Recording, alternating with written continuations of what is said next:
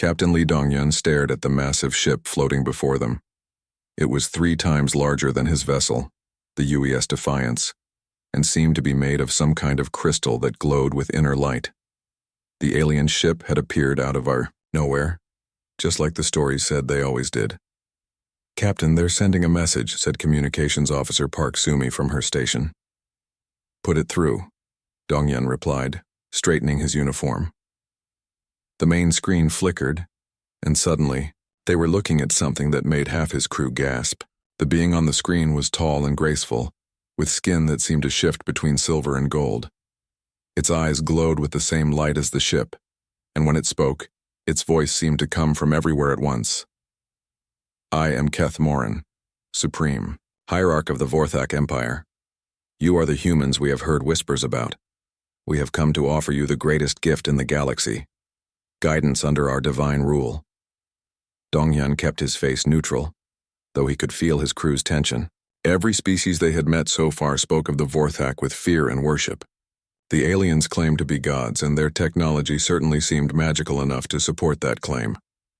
"We are honored by your visit," Dongyun said carefully, "though we would like to learn more about your offer." Keth Moran's expression showed what might have been amusement. "Of course, observe." The Vorthak ship suddenly became transparent like glass. Dongyun could see right through it to the stars beyond. Then it's solid again, as if nothing had happened. "We command matter itself," Keth Moran continued. "Watch." A nearby asteroid began to change shape, twisting and bending like clay in invisible hands. Within minutes, it had been reformed into a perfect sphere. "We are eternal," the alien said. "We have guided civilizations for millions of years. We offer you the chance to join the cosmic order under our protection." Dr. Kim Hyejin, the ship's science officer, was quietly running scans at her station. She had served with Dongyun for 5 years, and he trusted her completely. Right now, she looked more curious than frightened, which was typical for her. "What would this guidance involve?" Dongyun asked. "You would receive our wisdom. Your species would be protected and provided for. In return, you would serve the greater good of the galaxy, as all enlightened species do." It sounded reasonable, but something in the alien's tone made Dongyun uncomfortable. He had spent his career exploring unknown space, and he had learned to trust his instincts. "This is certainly a generous offer," he said. "We would need time to discuss this with our people." For the first time, Keth Moran's pleasant expression flickered. "Time? Other species understand the honor we offer immediately." The Kelton bowed within hours. The Zarathi wept with joy when we came to them. "Humans like to think things through," Dongyun replied calmly. "It's just our way." The alien's eyes flared brighter. "Very well. You have 1 solar cycle to consider. When we return, we expect your answer. Choose wisely. Our patience is not infinite." The transmission ended, and the crystal ship vanished as suddenly as it had appeared. The bridge was quiet for a long moment. Then Engineer Nam Seokman spoke up from his station. "Captain, did anyone else think that didn't feel much like a friendly offer?" "More like a threat wrapped in pretty words," agreed Weapons Officer Cho Minho. Dr. Kim looked up from her console, her eyes bright with excitement. "Captain, I got some interesting readings during their demonstration."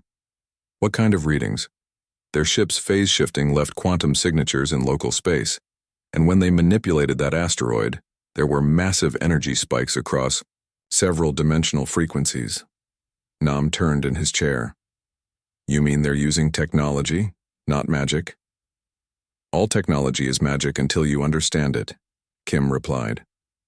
"But yes, everything they did follows physical laws. Very advanced ones, but still measurable." Dongyun felt a chill run down his spine.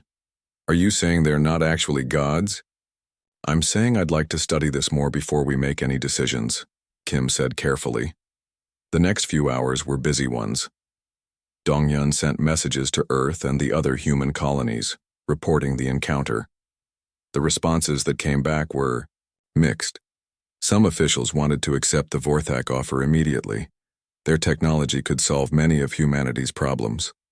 Others urged caution. Admiral Park Ji-won's message was the most direct. Trust your gut, Captain. If something feels wrong, it probably is. Keep studying them. Dr. Kim worked through the night, analyzing every piece of data they had collected. Nam helped her, his engineering background useful for understanding the technical aspects of what they had observed. Look at this, Kim said, pointing to a display showing energy patterns. See how regular these readings are? If the Vorthak were truly divine beings, you'd expect their power to be unlimited, unmeasurable, but everything they did had specific energy costs and clear physical effects. So they're just really advanced aliens pretending to be gods? Nam asked. Maybe, or maybe they've convinced themselves they really are gods. Either way, I don't think we should bow down to them just yet. 3 days later, the Vorthak ship returned. This time, 2 more ships came with it. Kethmoran appeared on their screen again, but his manner was less friendly than before. Have you reached a decision, humans? Dongyun had spent those 3 days in constant communication with Earth and the colonies. The final decision had been difficult, but ultimately unanimous among the human leadership. We appreciate your offer, Dongyun said, but we would like to continue our current path of independence. Perhaps we could arrange some kind of trade agreement instead? The alien's eyes blazed with anger. You refuse our guidance? You choose to remain in darkness rather than accept enlightenment. We choose to make our own way, Dongyun replied firmly. Kethmoran was quiet for a long moment. When he spoke again, his voice was cold as space. This is most unfortunate. You are the first species in 1,000 years to refuse our gift. Perhaps you need more time to understand the consequences of your choice. Are you threatening us? Asked Weapons Officer Cho, his hand moving toward the tactical controls. We do not threaten, Kethmoran said. We simply inform. You have chosen a difficult path, humans. The galaxy is a dangerous place for those who refuse divine protection. We will return when you have learned this lesson. The 3 alien ships vanished, leaving the Defiance alone among the stars. Dr. Kim looked up from her console, her face pale. Captain, I detected massive weapon signatures from those ships. They have enough firepower to destroy entire planets. Dongyun nodded grimly. He had a feeling humanity's peaceful exploration of space was about to become much more complicated. But they had made their choice, and he believed it was the right one. Set course for Earth, he ordered. We have a lot of work to do. Dr. Kim Hyejin barely slept for the next 2 weeks. Her lab aboard the Defiance had become a maze of equipment and displays showing data from their encounter with the Vorthak. Every time she analyzed the readings, she found something new that didn't match the aliens' claims of divine power. Engineer Nam Sokman joined her most evenings, bringing coffee and his own technical insights. Tonight, he found her staring at a 3-dimensional energy map floating above her workbench. Still working on the phase shift data? He asked, setting down a steaming cup beside her. Look at this pattern, Kim said, pointing to a series of blue lines. When their ship went transparent, it left these quantum traces. If they were truly divine, shifting between dimensions should be effortless, right?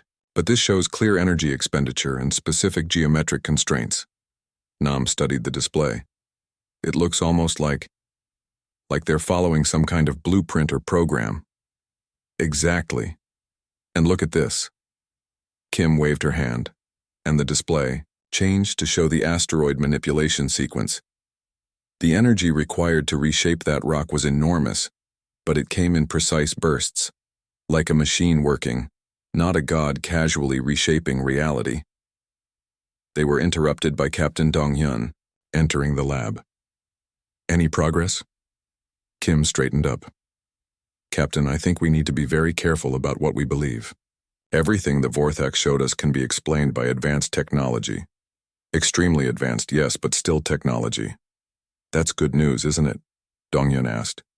Maybe, Nam said. But if they're not gods, why does every other species in the galaxy treat them like they are? That question haunted Kim for the next few days. She began accessing databases from every alien species humanity had contact with, looking for information about the Vorthak's history. What she found was disturbing. Every species told the same basic story. The Vorthak had appeared in their space, demonstrated their incredible powers, and offered guidance. Most species accepted immediately. Those that didn't, well, those species, weren't around anymore to tell their stories. "Captain," Kim called over the comm system, "I need to show you something." When Donghyun and Nam arrived in her lab, Kim had prepared a timeline display showing the Vorthak's expansion across the galaxy. "Notice anything strange about this pattern?" she asked. Nam studied the data. "They always show up just when a species reaches interstellar travel capability." "Right. And look at these energy signatures I've collected from different species' historical records." Kim brought up another display. The Vorthak who visited the Kelton had slightly different technology than the ones who visited the Zorathi, as if they were adapting, upgrading. Dongyun frowned. "You think they're stealing technology?" "I think they're stealing more than that." Kim's voice was grim. "Look at these biological scans I managed to take during their transmission." The display showed a complex analysis of Kethmaran's image. Kim highlighted several areas in different colors. "The outer layer is definitely the being we saw, but underneath there's something else, something much smaller and more primitive." Nam leaned closer. "Are you saying that beautiful alien is just a shell?" "I think the real Vorthak are parasites," Kim said quietly. "I think they take over other species and use their bodies and technology to conquer more worlds." The implications of this discovery were staggering. If Kim was right, then the Vorthak Empire wasn't a collection of divine beings guiding lesser species. It was a group of parasites spreading from world to world, wearing their victims like clothing. Captain Dongyun immediately sent an encrypted message to Admiral Park Ji-won on Earth, sharing Kim's findings. The response came back within hours. "Continue research. Say nothing to other species yet. We need proof." Getting that proof turned out to be more dangerous than any of them expected. The Defiance began tracking Vorthak movements throughout the sector, always staying at maximum sensor range. What they saw confirmed Kim's worst fears.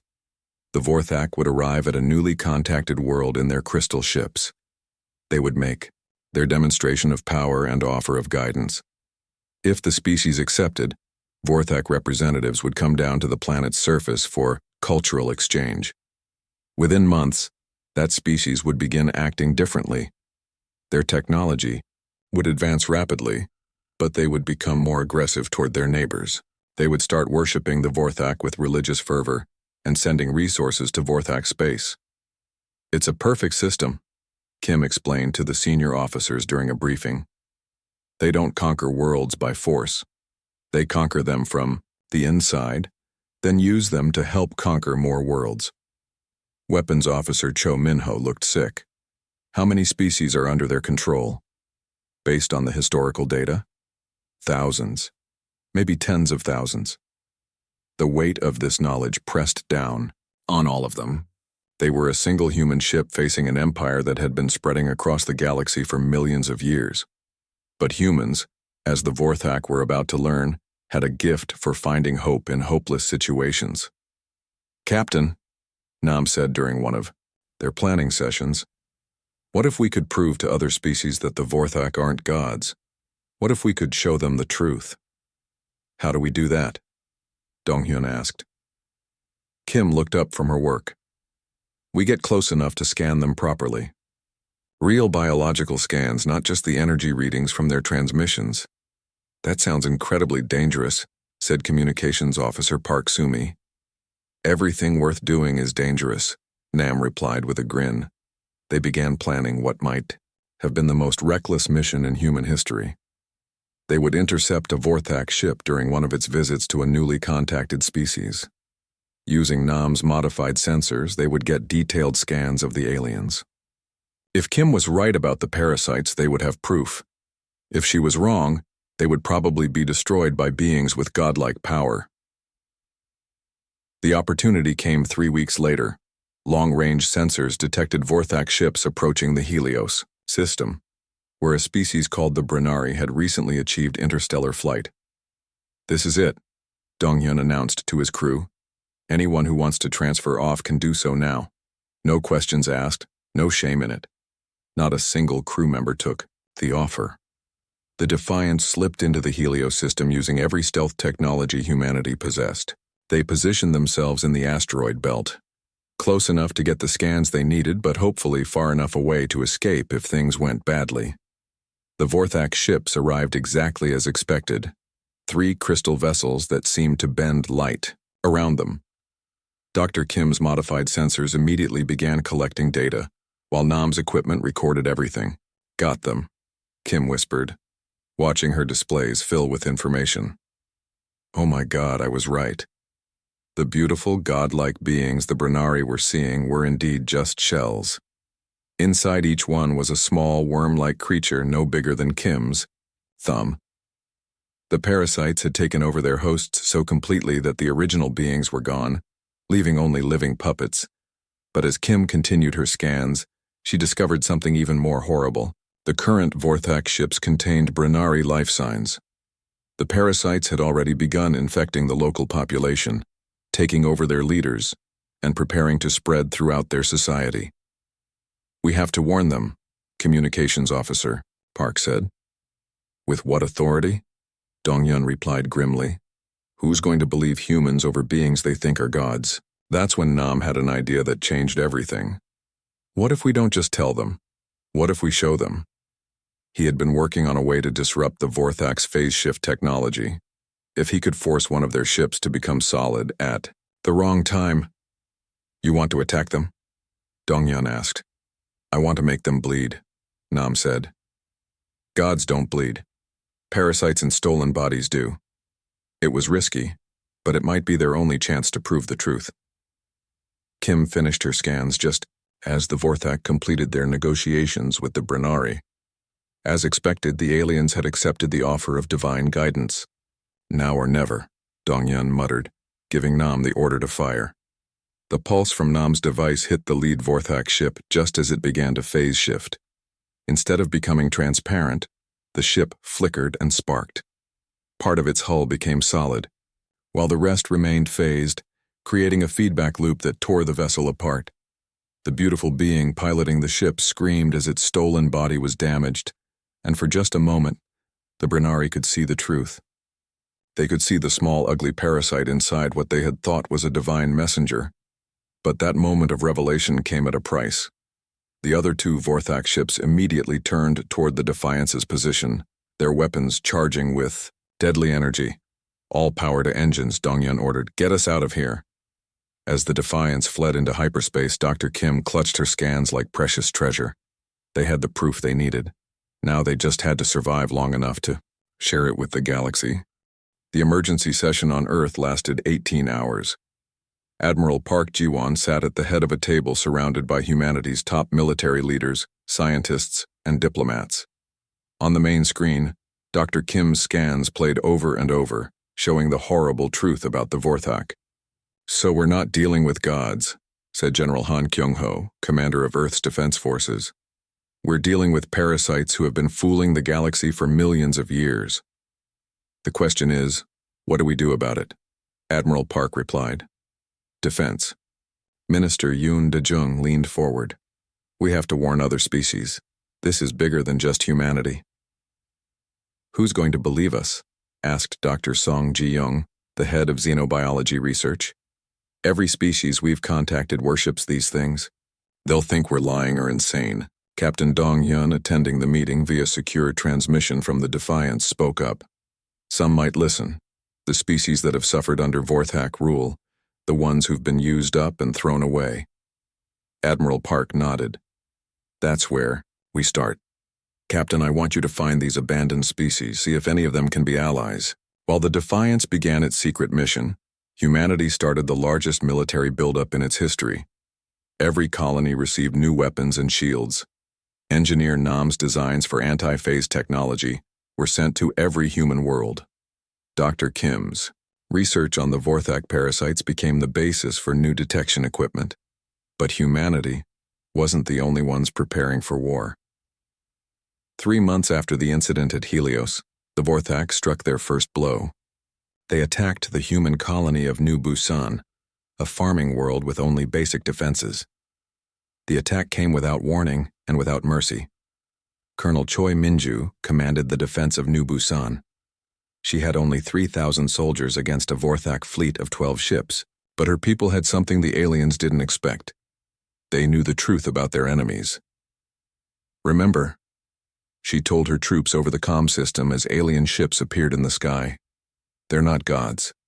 They bleed, they can be hurt, and they can die. Today we prove it." The battle for New Busan lasted 6 hours. The colonists fought with desperate courage, using every piece of Nam's anti-phase technology and Kim's biological disruptors. They shot down 3 Vorthak ships and damaged several others. But courage and clever weapons weren't enough against overwhelming force. New Busan fell, its cities burning under alien weapons. Colonel Choi's final transmission was broadcast across human space. "We hurt them. We made them bleed. They're not gods." The destruction of New Busan sent shockwaves through the galaxy. The Vorthak had destroyed worlds before, but always as punishment for refusing their guidance. This was different. This was the divine beings, showing their wrath against a species that dared to fight back. But the battle had an unexpected result. Several alien species had monitored the fighting, and they saw something that changed everything. Vorthak ships burning and crashing. Gods didn't crash. The first species to contact humanity was the Kelvari, an aquatic race from the Outer Rim. Their representative, a being called Swimmer in Deep Currents, spoke to Captain Dong-yun through an encrypted channel.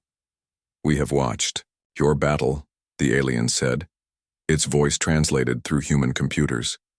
"We have seen the false gods bleed. Long have we suspected the truth, but feared to speak it." "What truth?" Dong-yun asked. "The Vorthak came to our world 500 years ago. They took our leaders, our scientists, our artists. Those who returned were changed. They spoke with our voices but thought with alien minds. Within a generation, our entire culture was remade to serve the Vorthak Empire." Captain Dong-yun felt a chill. "And now? Now we know they can be fought? Will you teach us how?" The Kelvari were the first, but not the last. Within weeks, other species began making contact. The Thornids, insect-like beings whose industrial worlds had been strip-mined by the Vorthak. The Zerani, energy beings who had been forced to power Vorthak technology for centuries. Each species had the same story. The Vorthak had arrived offering guidance and protection. Those who accepted found their worlds transformed into resource farms for the Empire. Those who refused were destroyed as examples to others. Dr. Kim worked around the clock, studying biological samples from each allied species. What she found confirmed her worst fears. Every species under Vorthak control showed signs of parasite infection in their leadership. The false gods had been breeding and spreading for millions of years. "It's worse than we thought," she told the Alliance leaders during a secure conference. "The parasites don't just take over individuals. They're changing entire species, making them more aggressive, more willing to attack their neighbors." Engineer Nam had been working on weapons and technology for the growing alliance. "The good news is we're learning how to fight them. Our anti-phase weapons work on all their ships. The biological disruptors affect every parasite we've tested." Admiral Park studied the strategic displays showing Vorthak fleet movements. "They're gathering their forces. They know the truth is spreading and they're preparing to crush the rebellion before it really starts." "How long do we have?" asked Swimmer in Deep Currents. "Maybe 6 months before they launch a full-scale attack," Park replied. "We need to be ready." The next 6 months were a blur of activity. Human shipyards worked around the clock, building vessels equipped with the latest anti-Vorthak technology. Kelvari engineers developed new underwater bases that could hide Alliance fleets. Thornid factories mass-produced weapons and equipment for dozens of species. But the most important work was being done by Dr. Kim. She had discovered something crucial about the parasites. They were all connected by some kind of biological network. If she could find a way to disrupt that network, "It's like a hive mind," she explained to Captain Dong-hyun. "The parasites in different hosts can share information instantly across interstellar distances. That's how they coordinate so well." "Can you break the connection?" Dong-hyun asked. Think so, but it would require getting close to a large concentration of parasites. Very close. They found their target in the Nexus Prime system, where the Vorthak maintained a massive space station. Intelligence reports suggested it was a command center for the entire empire, housing thousands of parasites in stolen bodies. It's a suicide mission, Nam said when he heard the plan. Maybe, Kim replied. But if we can disrupt their network, even temporarily, it might give the Alliance the advantage we need in the coming war. Captain Dong-hyun looked at his crew, these humans who had volunteered to face false gods for the freedom of the galaxy. We knew this day would come when we first refused to bow. Are we ready to finish what we started? The bridge crew of the Defiance answered with determined nods. Communications Officer Park began sending coded messages to Alliance fleets, telling them to prepare for the largest battle in galactic history. Engineer Nam made final adjustments to their new weapons, knowing they would face technology beyond anything they had fought before. Dr. Kim checked her biological disruptor one last time, hoping her theory about the parasite network was correct, and Captain Dong-hyun set course for Nexus Prime, leading humanity and its allies toward a confrontation that would decide the fate of every free-thinking being in the galaxy. The war for galactic liberation was about to begin, and at its heart was a single human ship carrying the hope that even false gods could fall if enough people refused to kneel. Behind them came the Alliance fleet. Hundreds of ships from dozens of species, all united by a simple belief that no being had the right to claim divine authority over others. They had learned from humanity that the proper response to a claim of godhood was not worship, but questions. And if those questions weren't answered satisfactorily, then it was time to fight. The Alliance fleet emerged from hyperspace at the edge of the Nexus Prime system like an avenging storm. 300 ships from 47 different species, all united under one banner, the Liberation Front. Admiral Park Ji-won commanded from Brioi, her flagship, the U.S. Liberation, while Captain Dong-hyun led the advanced scouts in the Defiance. Vorthak forces are moving to intercept, reported Tactical Officer Lim Soo-jin from the Liberation's bridge. Count shows 68 enemy vessels. Admiral Park studied the tactical display. The Vorthak ships were beautiful and deadly, their crystal hulls gleaming in the light of Nexus Prime's twin suns. For millions of years, that beauty had hidden the ugly truth of parasitic conquest. All ships, this is Admiral Park, she broadcast to the fleet. Today we fight not just for our own freedom, but for every species that has ever bowed to false gods. Remember, they can bleed, they can break, and they can die. Let's prove it. The first shots came from the Vorthak fleet. Beams of pure energy lanced across space, striking Alliance shields with devastating force. But these weren't the same shields that had failed at New Busan. Nam's new designs held firm, distributing the energy across multiple layers of protection. Return fire, Park ordered. The Alliance fleet opened up with everything they had. Human, kinetic cannons, Kelvari plasma torpedoes, and Thornid molecular disruptors filled space with deadly light. Several Vorthak ships flickered and sparked as their phase shift systems were disrupted by Nam's technology. Captain Dong-hyun pushed the Defiance through the battle lines, heading for the massive space station at the system's heart. Nexus Prime was larger than most cities, a sprawling complex of crystal and metal that housed the central command of the Vorthak Empire. Kim, how close do you need to get? He asked over the comm. Close enough to physically dock with the station, Dr. Kim replied from her lab. The biological disruptor needs direct contact with their network to work. That's going to be interesting, muttered Engineer Nam from the engine room. The battle raged around them as they approached the station. Thornid fighters swarmed around Vorthak ships, their pilots screaming war cries in languages that had been silenced for centuries. Kelvari vessels moved in perfect formation, their aquatic crews coordinating with fluid precision. But the Vorthak were fighting back with desperate fury. Their weapons tore through Alliance shields, sending ships spinning into the void. Their phase shift technology allowed them to appear and disappear at will, striking from unexpected angles. Admiral, we're taking heavy losses, reported Captain Yu Ji-hoon from the cruiser Seoul. The Thornid squadron is down to half strength. Hold the line, Park ordered. The Defiance is almost at the station. On Nexus Prime itself, alarms were screaming in a dozen different languages. The Vorthak commanders, wearing the bodies of species they had conquered long ago, gathered in the central command chamber. At their head stood Keth Moran, his stolen form more beautiful and terrible than ever. How are they doing this, he demanded of his subordinates. How are these primitive humans disrupting our sacred technology? The parasites in the outer sectors report increasing resistance, replied another commander, this one wearing the body of what had once been a Kelton philosopher. The lesser species are learning to fight us. Keth Moran's eyes blazed with fury. Then we will remind them why they learned to worship us. Activate the Stellar Harvester. His subordinates recoiled in shock. The Stellar Harvester was an ancient weapon, older than their empire.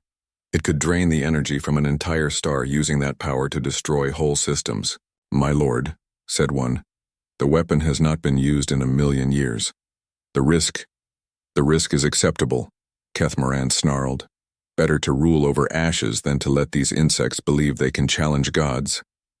Meanwhile, the Defiance had reached the outer docking bays of Nexus Prime.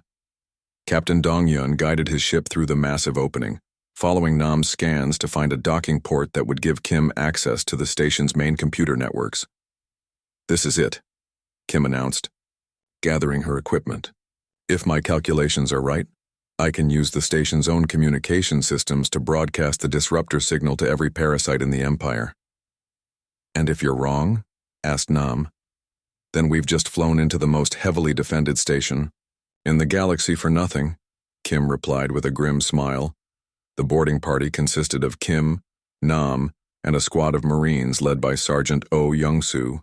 They fought their way through the station's corridors, past Vorthak guards in their stolen bodies.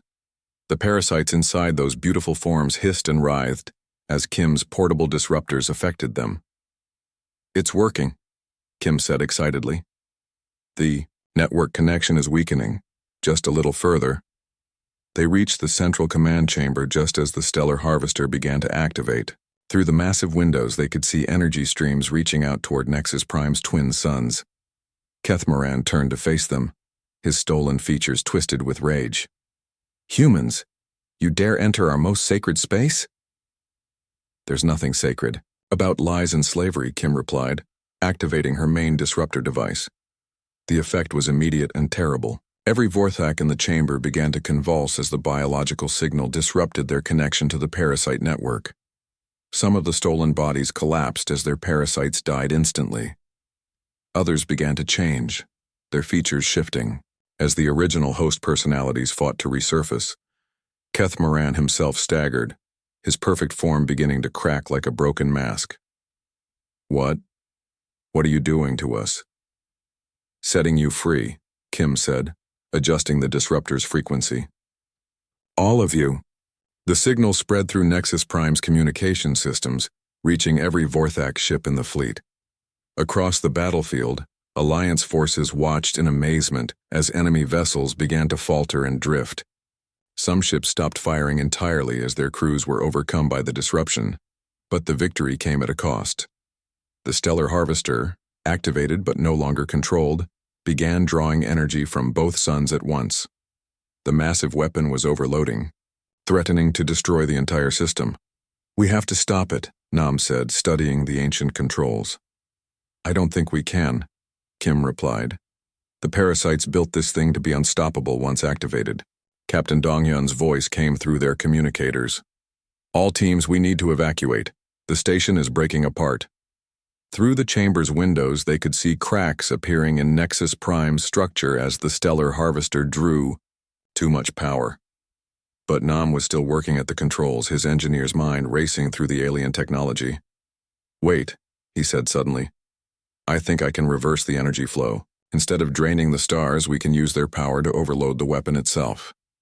That would destroy the entire station, Sergeant O pointed out. Better than letting it destroy everything else, Nam replied, his hands flying over the controls. Doctor. Kim looked around the command chamber one last time. Several Vorthak were beginning to recover from the disruptor's effects, but they looked different now.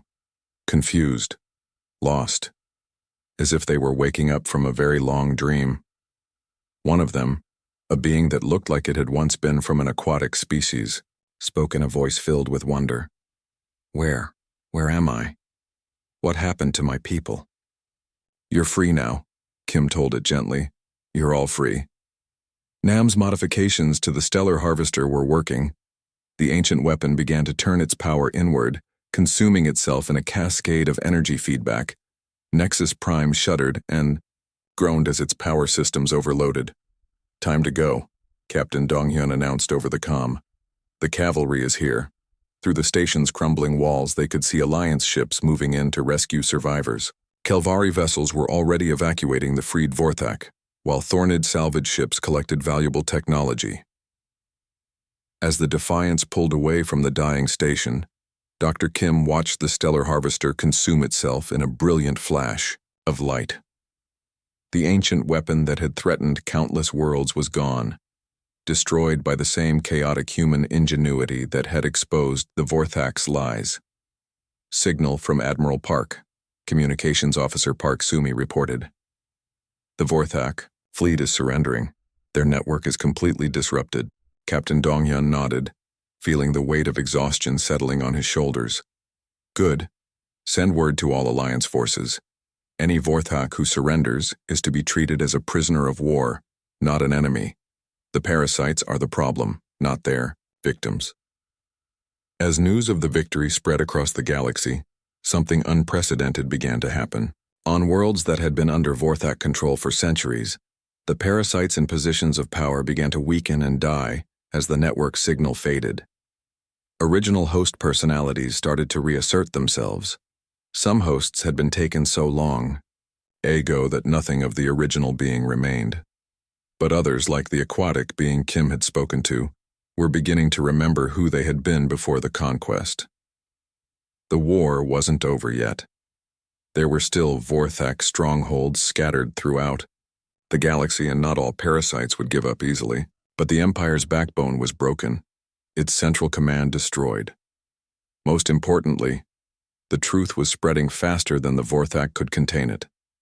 Species across the galaxy were learning that their gods had been nothing more than parasites, with advanced technology. And at the heart of that revelation were the humans, the stubborn species that had looked at beings claiming divinity. 6 months after the destruction of Nexus Prime, Captain Donghyun stood on the bridge of the Defiance, looking out at something he had never expected to see, a Vorthak world at peace. The planet below had once been called Sacred Prime, the holiest site in the Vorthak Empire. Now it was simply known as Haven, a place where former parasites and their freed hosts worked together to build something new. Final transport is heading down to the surface, reported Communications Officer Park Sumi. Dr. Kim says she'll need another week to complete the separation process. Donghyun nodded. Kim's technique for separating parasites from their hosts had improved dramatically over the past months. What had once required killing the parasite often killed the host as well. Now she could safely remove the creatures and give both beings a chance at independent life. Captain, called Engineer Nam from his station. Incoming transmission from Admiral Park. The main screen flickered to life, showing Admiral Park Jiwon in her office on Earth. Behind her, Donghyun could see displays showing the new galactic situation. Green areas marked liberated worlds, yellow showed systems still being freed, and red indicated the few remaining Vorthak strongholds. Captain, how's the Haven project progressing? Park asked. Better than expected, Donghyun replied. We've successfully separated over 3,000 parasites from their hosts this month. Both groups are adapting well to independent life. It was true, though the process hadn't been easy. The parasites, freed from their compulsive need to dominate, were often confused and frightened. Many had been born into the network and had never experienced individual thought.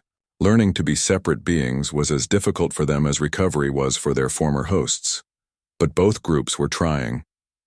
The liberated hosts, many of whom remembered fragments of their original cultures, were teaching the former parasites about cooperation and peaceful coexistence. It was messy and complicated, but it was working. What about the Zerani situation? Park asked. Dongyun's expression grew more serious. The Zerani were energy beings who had been used as living batteries for Vorthak technology for over 1,000 years. Their liberation had been one of the most complex operations of the war. They're recovering, he said, slowly. Being trapped in those power cores for so long did serious damage to their consciousness. But they're grateful to be free, and they're helping us understand Vorthak energy technology. The liberation of the galaxy had revealed the true scope of the Vorthak Empire's crimes. Entire species had been reduced to biological components or living tools. The Thornids had been forced to build weapons for their conquerors. The Kelvari had been used as organic computers. Countless others had simply been consumed to feed the parasite's expansion. But it had also revealed the incredible diversity of life that the Empire had suppressed. As species rediscovered their original cultures, the galaxy was becoming richer and more varied than anyone had imagined. Admiral, Dr. Kim's voice came over the comm from the planet's surface. We have a situation down here. One of the elder parasites is asking to speak with Captain Dongyun. Dongyun exchanged glances with Admiral Park. The elder parasites were the oldest survivors of the Empire, creatures that had lived for millions of years. Most were completely mad from the long isolation of network consciousness. But a few had retained enough individual awareness to communicate. I'll be right down, Dongyun said. The medical facility on Haven was unlike anything that had existed during the Empire's reign. Vorthak architecture had always been about dominance and intimidation. This building was designed for healing and cooperation, with spaces adapted for dozens of different species' needs. Dr. Kim met him at the entrance, looking tired but satisfied. We've made a breakthrough with the separation process, she said, as they walked through the corridors. The elder parasite I mentioned has been connected to the network for over 2 million years. But the disconnection process seems to have awakened memories from before the Empire began. They found the creature in a specially designed habitat that could support its unique biology. Without a host body, the parasite looked like what it truly was, a small worm-like being with complex neural structures. But its artificial voice synthesizer gave it a way to communicate. Human, the creature said when it saw Dongyun. The one who broke the network. Yes, Dongyun replied simply. I remember now. I remember before we became what we were. We were not always parasites. Dr. Kim leaned forward with interest. What do you mean? The ancient being's synthesized voice carried strange harmonics, as if it was struggling with concepts it hadn't considered for eons. We were explorers once, scientists. We built great ships and traveled between stars to learn and discover. What changed? Dongyun asked. We found them. The true parasites. Beings of pure hunger that existed only to consume and control. They infected us, made us like them. Over millions of years we forgot what we had been and became only what they wanted us to be. The implications were staggering. The Vorthak hadn't been the original conquerors. They had been victims themselves, infected by something even older and more terrible. Are they still out there? Kim asked. These true parasites? I do not know. The network memories are unclear, but I think they may have consumed themselves long ago. Pure hunger cannot sustain itself forever. The ancient creature paused, its artificial voice carrying what might have been sadness. We destroyed so much, conquered so many worlds, made so many species suffer. How can we ever make amends for what we did? Captain Dongyun was quiet for a long moment.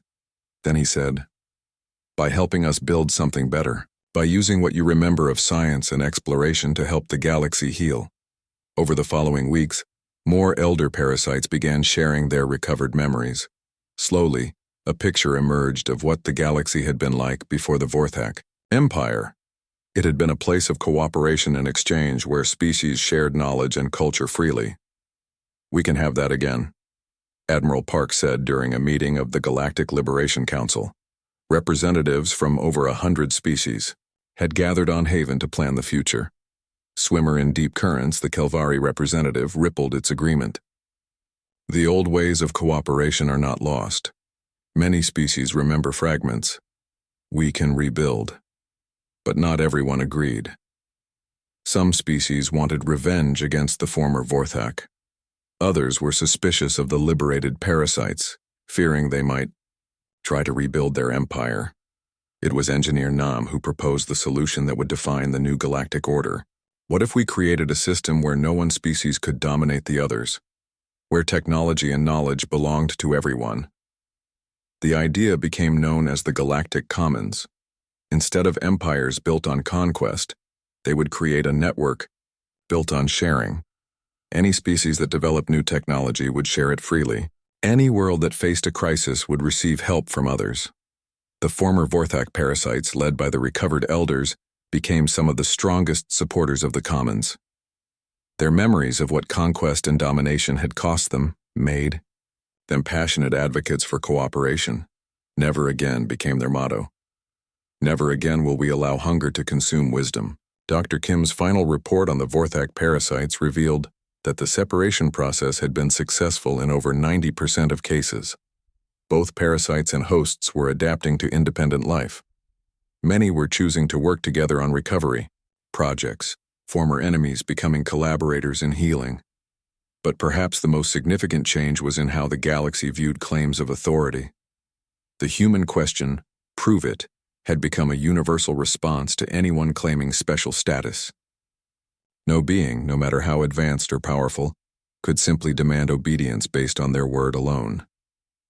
Captain Dongyun's final log entry from the Haven mission read, "The greatest victory wasn't destroying the Vorthak Empire, it was teaching the galaxy to ask questions instead of automatically believing.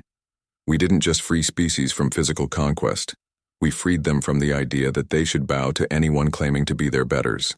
5 years later, the Galactic Commons had grown to include over 300 species. Former Vorthak worlds had become centers of learning and cooperation. The technology of the old empire was being used to heal the damage it had caused.